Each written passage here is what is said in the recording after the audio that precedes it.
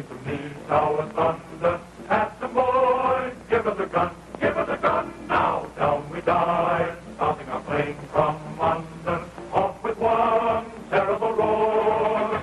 We live in fame, or go down in flames. Boys, nothing will stop the Army Air Corps.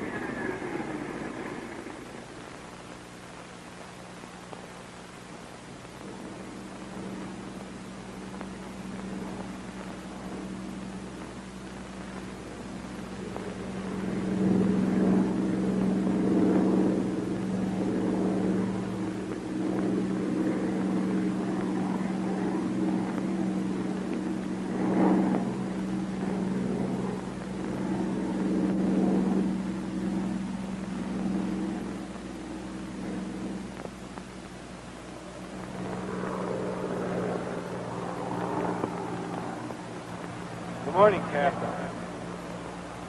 Hello, fellas. I understand you're ready to be checked out on the P-39. I see you've been reading over your pre-flight dope. That's the right idea. It's very important to have the technical orders covering the operation and first echelon maintenance well in mind before you take the plane off the ground for the first time. It should be thoroughly covered. Then, too, you should spend enough time in the cockpit to be certain you fully understand the instructions in the TO manual. In reading this material, you've probably learned a lot about the P-39. As you can see, it's a low-wing monoplane of the interceptor pursuit class, and it's designed to pack quite a wallop. It's equipped with a tricycle landing gear, which is retractable. But just forget that there are 3 wheels instead of 2. It handles much like any other plane. The Allison liquid-cooled engine is behind the pilot, and a drive shaft runs forward to a reduction gearbox which drives the constant speed propeller. This arrangement makes possible the installation of a high-caliber automatic cannon along the thrust line.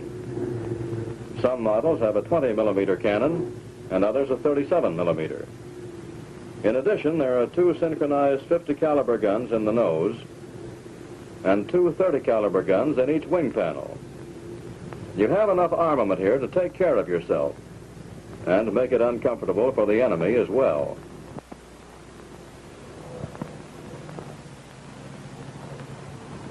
The guns are charged from the cabin and are fired electrically.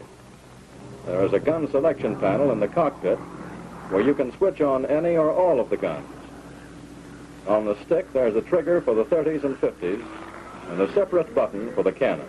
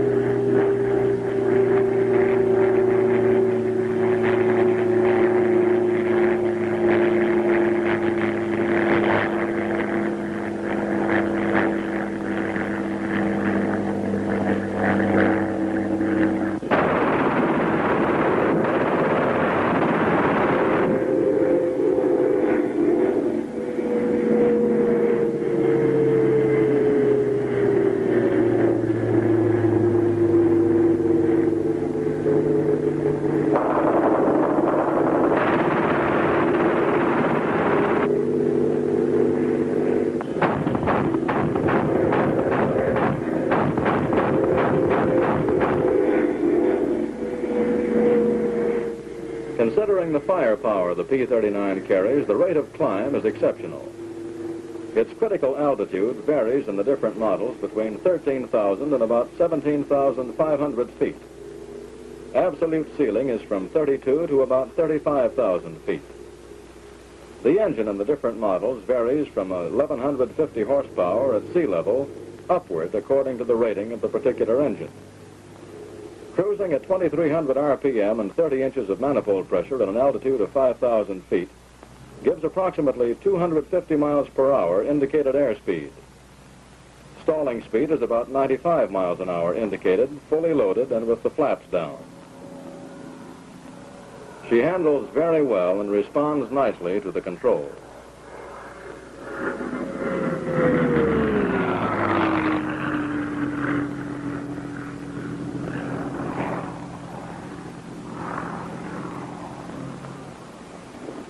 The more detailed information you have from your reading and the thorough check of the cockpit, then you'll be ready to check out.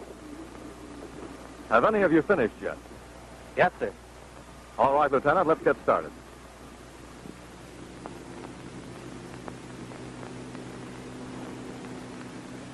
Heading up on the wing, here's your hand grip, and be sure you don't step on the wing fillet.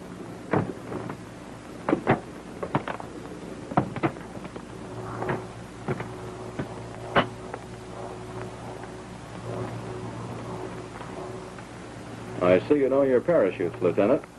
Buckles properly attached, and the straps fit well. I guess you know that it pays to have your parachute right.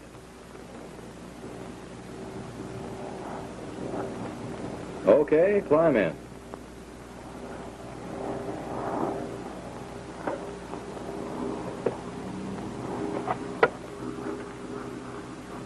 Compact little office, isn't it? You'll find everything you need here, and all conveniently located. First, have a look at the rudder pedals to see if they're properly adjusted for you. Down on the side of the pedal, there's an adjustment with 5 positions. Press the lever with your toe and set the pedal to the length that's comfortable for you.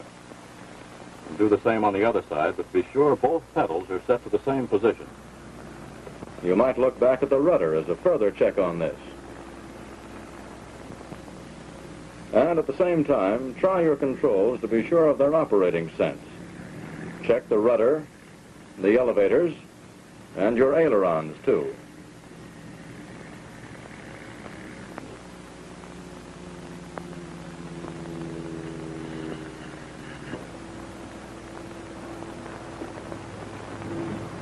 Now, set your brakes. First, hold out the brake handle, there above the radio panel. Then press in on your brake pedal. Then release the handle. Now let's fasten your shoulder straps. This harness is for your safety, and it should be worn at all times. In the event of an emergency landing, it will prevent you from being thrown forward. The adjustable straps fasten to the seat belt buckle. Slide them on the catch, and the seat belt hook will hold them in place. The release fastens securely, and it can be opened in a jiffy, releasing both the shoulder straps and the seat belt. Down on your left is a knob which controls the shoulder harness lock. Pull it up and it releases the harness so that you can reach forward. Reset it and it locks the harness again.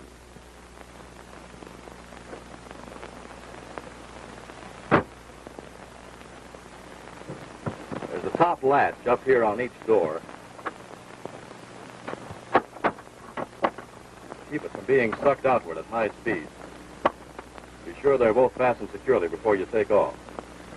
And be sure the door handle is in the closed position, that is, horizontal. And down here on either side, there's an emergency release for the doors. If you ever have to, pull that out, and the entire door will fall away. Just give it a try. You don't have to undo the top latch to release the door, but you may have to nudge it with your elbow to jar it loose at low speeds. Both doors work in the same way. Here, let's plug in your radio connections. Just behind your right shoulder are the jacks for your throat mic and headset. Be sure they're securely fastened.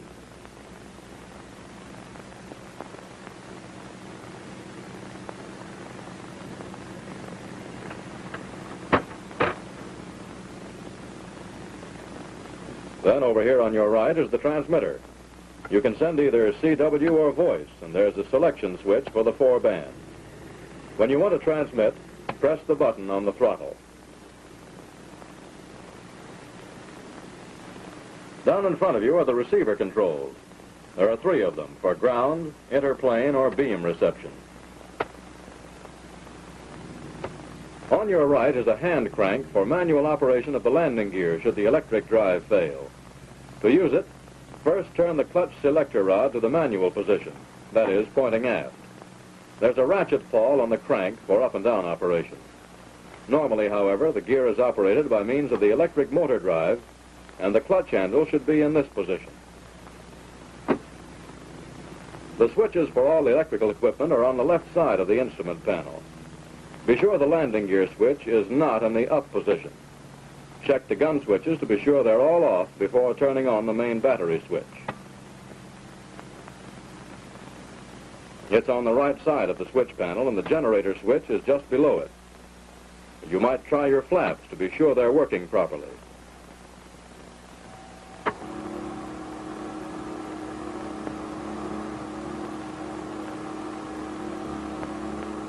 The first of the 3 travel indicators is for your flaps. The other 2 are landing gear. Aside from being used in landing, the flaps can also be used to shorten your takeoff run on a small field. For this, 1/4 flap should be used. However, I don't recommend that you use flaps for takeoff until you're more familiar with the plane. The propeller on this plane is an Aero Products propeller, which operates automatically. It changes pitch hydraulically by means of a cylinder in the propeller hub, and the only control is on the throttle quadrant. Some P-39s are equipped with Curtiss electric propellers. For these, there is a governor control on the throttle quadrant, similar to the other. In addition, there's a safety switch and a switch for automatic control.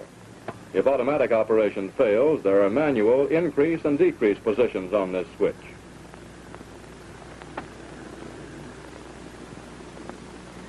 When you turned on the battery, it energized the fuel transmitter. Remember always to check the fuel in your tanks. Down on your left is a fuel selector valve, which makes it possible to draw fuel from 4 lines, 3 actual tanks. For takeoff and landing, always use the reserve tank, which is part of the left wing tank.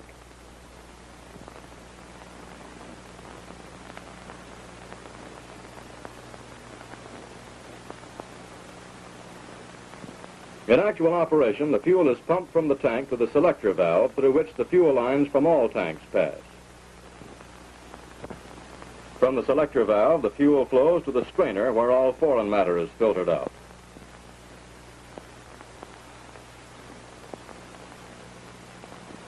Then to the electrically driven booster pump, which replaces the old type wobble pump.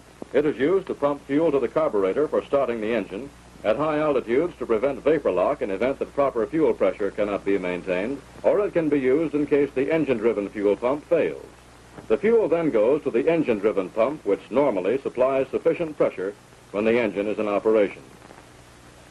From the fuel pump, the fuel continues on into the carburetor. In some models, there is a vapor eliminator system included here, and it is designed to overcome vapor lock. A red warning light on the instrument panel lights up when there is a drop in fuel pressure, such as is caused when a tank empties. There is a small tank unit in the system which can supply enough fuel to keep the engine going for 90 seconds until you have had time enough to change to another tank. There is also a vapor return line through which vapor and excess raw gas from the carburetor flow back to the left tank at an appreciable rate.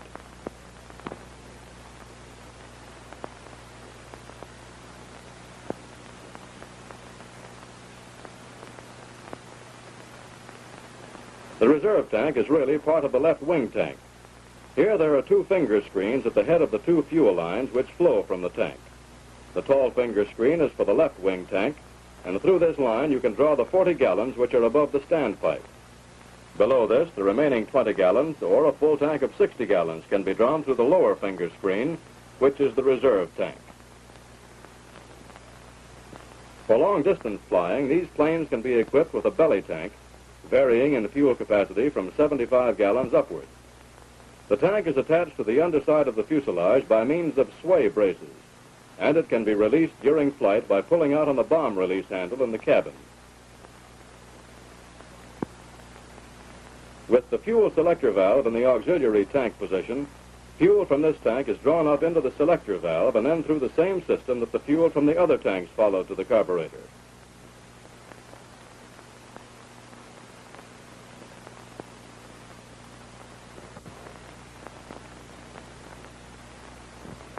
When you change your selector valve to the right wing tank, you can draw 60 gallons.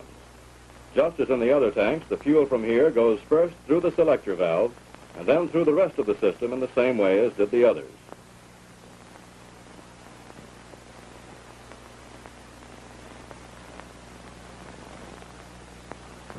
Back of the trim tab controls is a carburetor heat control, which you will seldom have need for. Under extreme icing conditions, press the button to pull it out, and it will bring warm air from the engine compartment to the carburetor. Well, now you've read all your pre-flight material and spent enough time in the cockpit to thoroughly familiarize yourself with all the controls and adjustments. Let's assume that you're taking her up for the first time. First, you'd set your fuel selector valve to the reserve tank, where with full tank you have 60 gallons.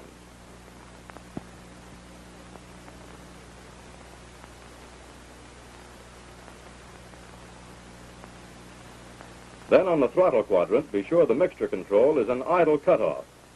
The prop governor is placed full forward to low pitch or high RPM, and the throttle is cracked open about 3/4 of an inch. On the side of the quadrant is a tension adjustment. Be sure you have a firm feel to all three of your controls to prevent them from creeping. Turn on the battery and generator. Then, to prime the engine, first crack the primer.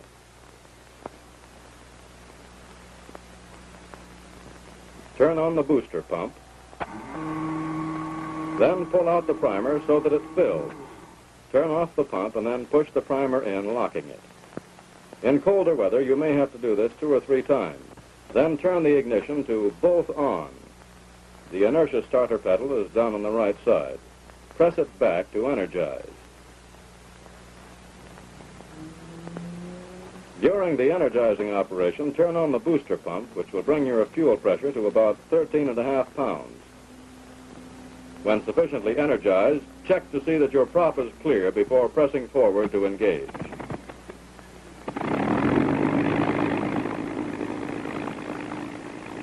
As soon as it coughs and catches, move the mixture control to automatic rich. Then turn off the booster pump long enough to be sure the engine-driven pump is operating. Oil pressure should be above 50 pounds and the oil temperature around 30 degrees before takeoff. During warm-up, the coolant temperature will rise more rapidly than the oil. On your right side are the controls for the coolant and oil shutters. Be sure they're open sufficiently. In warm weather like this, the coolant shutter should be opened all the way, while to keep the oil temperature even with the press zone, it need be opened only to the flush position. In colder weather, it would be almost fully closed.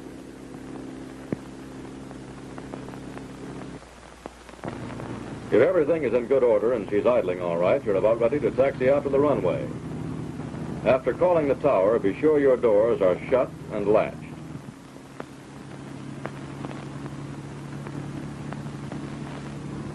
You'll be more comfortable with the windows fully closed. In this type cockpit, it isn't necessary to wear goggles. Then set your trim tabs. The recommended setting for the elevator is 3 or 4 graduations nose up, the rudder 4 graduations right rudder, and the aileron trim tabs 0 setting. Then release your brakes by depressing both brake pedals. For taxiing, you'll find that the P-39 requires only a small amount of throttle, between 1,000 and 1,200 RPM. To turn in close quarters or at slow speeds, you can get full swivel action in the nose wheel by the use of the main wheel brakes, and you'll be able to turn almost in your own span. To prevent overheating, don't delay in getting out to takeoff position for a final engine check. You'll find that the plane has very good taxiing characteristics and that the brakes are very effective. You can taxi downwind, crosswind, or in any direction very easily. it is unnecessary to ride the brakes.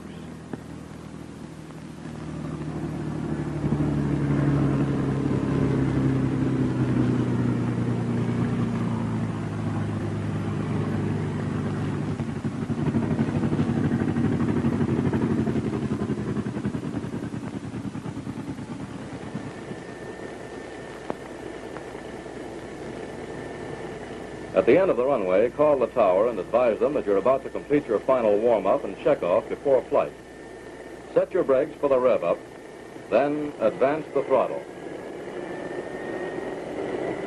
Be sure the various pressures are okay and your temperature is low enough. Be very careful not to overheat. Check the magnetos at 2300 RPM. First, switch to right magneto, and the drop-off here should be maximum 100 RPM. Then switch to left, and the drop-off should be maximum 60 RPM. Then back to both, and the tack should climb back to 2300. To be sure the prop governor is functioning properly, pull it back. There should be a drop in RPM. Then push it forward to full low pitch for takeoff. Check the ammeter to see that the generator is working. It cuts in between 1300 and 1400 RPM. Finally, to be sure that everything is in good order, there's a checklist provided on the instrument panel. Refer to it and go over everything once more. Are your fuel tanks full? Is the selector valve on reserve? Prop governor full forward and automatic rich on mixture. Fuel pressure up to 14 to 15.5 pounds. Oil pressure up. Oil temperature okay. Coolant temperature okay. Suction up. And is your gearbox oil pressure okay? Now you're all set. Look around to be sure you're in the clear and then open your throttle smoothly. Remember that you have a lot of power pulling this plane and there'll be a lot of torque, so use full right rudder. You should have 3,000 RPM and 45.5 inches of manifold pressure. As you gather speed, it will feel like any conventional plane. However, avoid a long run. When you have sufficient speed, 100 miles per hour, pull back gently, and you'll lift off the ground quite suddenly. When you're safely off the ground, retract the landing gear. Keep an eye on the indicators to be sure they're coming up all right. When the wheels are fully retracted, the limit switches cut off the motor. The ammeter should drop back to normal. The landing gear indicators will be fully up and you can turn the switch to neutral.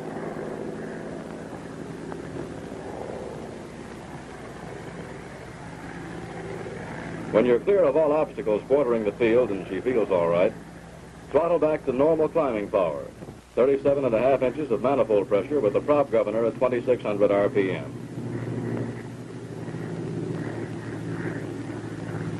Your airspeed indicator should show about 160 miles per hour. No turns should be attempted at less than 150 miles per hour. As you change RPM and power and as your speed increases, you'll want to adjust your trim tab. During the climb, watch your operating temperatures. At 160 miles per hour, your best climbing speed, cooling is the most critical. Be sure your coolant shutter is open sufficiently to keep the engine temperature down.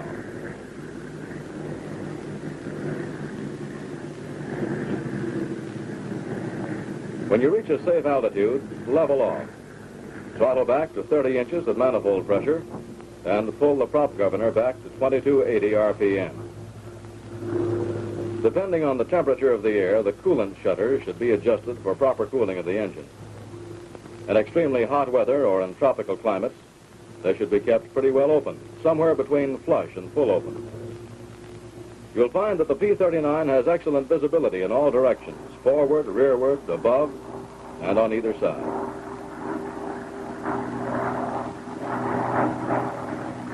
Referring to the checklist once more, be sure that everything's functioning properly, that the fuel and oil pressures are up, and that the temperatures are right.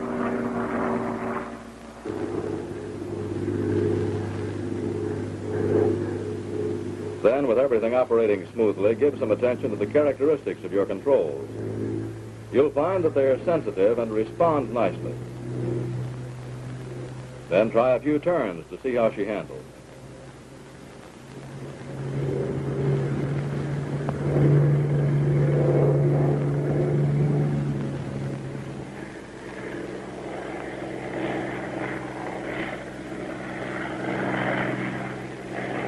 landing gear and flaps retracted, try a stall. Ease back gently on the stick, keeping the nose slightly above the horizon.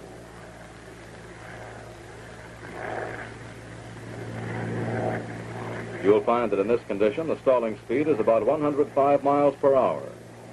Ease the stick forward and be sure you build your airspeed up sufficiently to completely unstall your wing, at least 140 miles per hour before leveling off.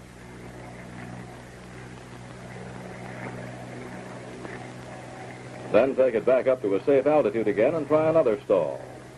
Only this time have the landing gear and flaps extended. It'll give you a good chance to study the plane's stalling characteristics and the landing condition before you bring her in for the first time. Since you're going to extend your landing gear, you might try the manual operation. Be sure the landing gear electrical switch is in the neutral position, and then change the clutch handle to the manual position. To firmly engage it, switch the ratchet pawl to up and crank to retract the gears. This will bring the clutch handle fully to the manual position. Then change the pawl to down and start cranking. Because you'll be pulling against the pressure of the slipstream, keep your airspeed below 140 miles per hour so you won't have to put so much weight behind it.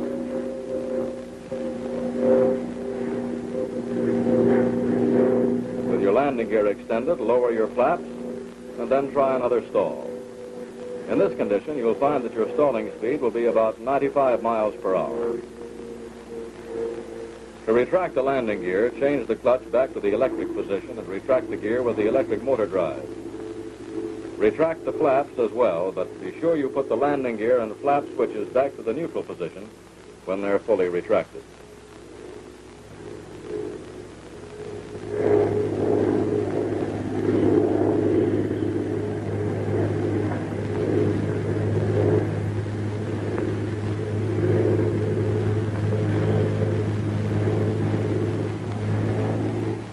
You'll find that in either condition, the stall is gentle and there is no pronounced tendency for the plane to fall off on either wing.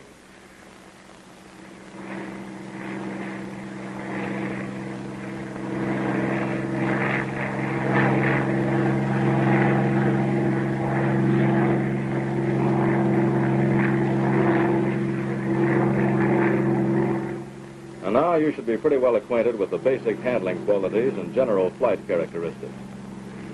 Before shooting your first landing, you might give her the gun and see how she works.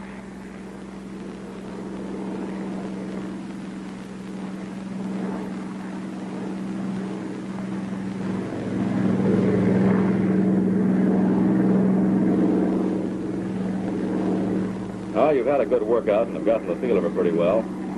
Let's bring her in for a landing.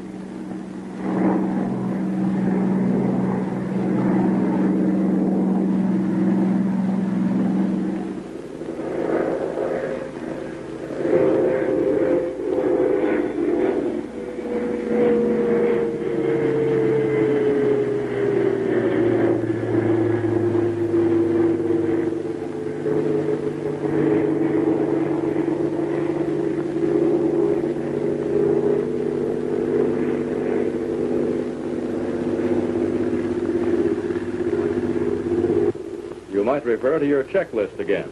You'll find it helpful. Switch the fuel selector valve to the reserve or right tank, depending upon which one has the most fuel, and throttle back to about 15 inches of manifold pressure. Push the prop governor up to about 2,600 RPM. When your airspeed has dropped to less than 200 miles per hour, the landing gear can be extended. Keep an eye on the indicators.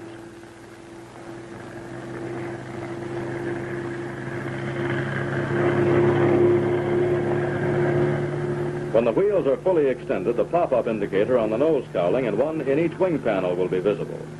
The travel indicator will be down and the ammeter should read normal. In making your approach, you'll find that with the P-39's excellent visibility in all directions, you will not have to make a close turn to keep track of other traffic in the air. You can come straight in if you want to.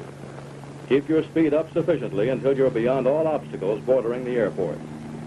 When your speed is about 140 miles per hour, lower the flaps.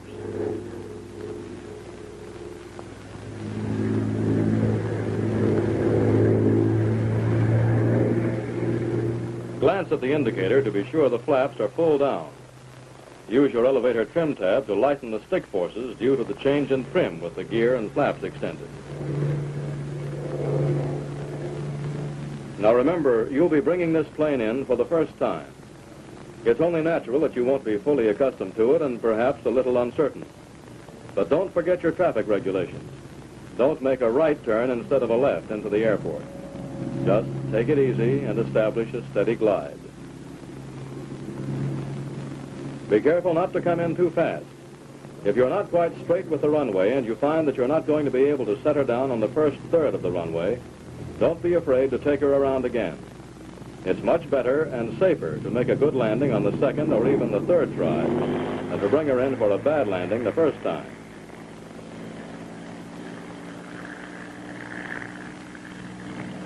In going around again, don't forget your flaps. On your next try, be careful to make a wide enough turn coming in so as not to crowd yourself. Get lined up with the runway early. Then you can concentrate on maintaining a proper approaching airspeed. Now your approach is steady and you're lined up with the runway, but you're still coming in a little too fast. You haven't broken your speed sufficiently to make a tail-low landing on the first third of the runway.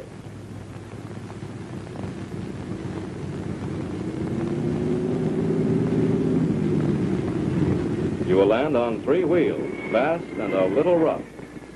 There's no great hazard coming in fast on 3 wheels, but it may be hard on the equipment, and it'll require either a very long landing run or excessive use of the brakes. Now let's try it once more, only a little slower this time. Continue in a normal gliding approach and forget that you have a tricycle landing gear. Make a conventional tail-low landing. It's practically impossible to get your tail low enough to drag it on the runway.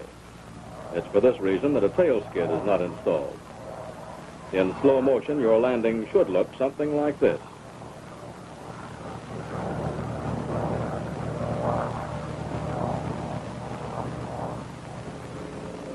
You should contact the ground at about 95 miles per hour. Keep the stick well back and hold the nose wheel off the ground as long as possible. The plane will slow down quite rapidly in this attitude without the use of brakes. When you apply your brakes, the nose wheel will come down. There's absolutely no danger of nosing over no matter how hard you apply the brakes. However, the brakes are powerful enough to lock the main wheels and burn out a tire. Use them intermittently. When you taxi back from the runway, open your coolant shutters to keep the engine from overheating. Bring your flaps up, but remember the flaps, not your landing gear.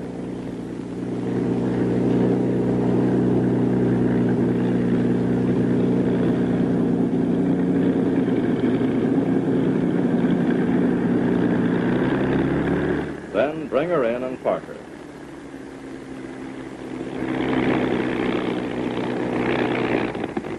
To shut off the engine, pull the mixture control back to idle cutoff and advance your throttle slightly.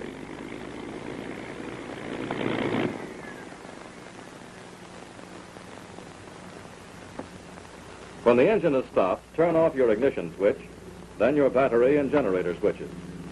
The flap and landing gear switches should be put in the neutral position. Then turn off your radio receiver and transmitter.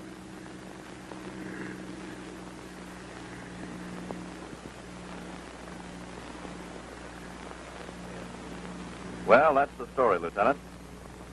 She's all yours.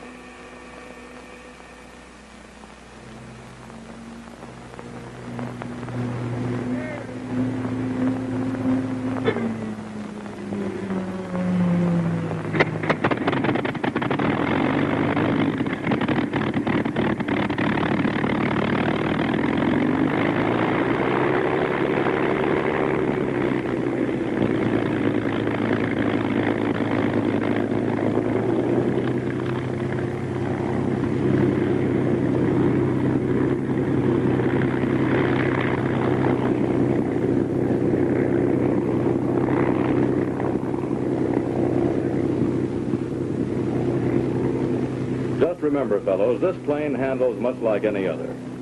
It's not a hot landing ship, but it is fast, and it may respond a little quicker than you're accustomed to. Just take it easy until you get the feel of the controls. You'll find that you'll get along very well together. As a team, you and this plane have an important job to do in winning this war.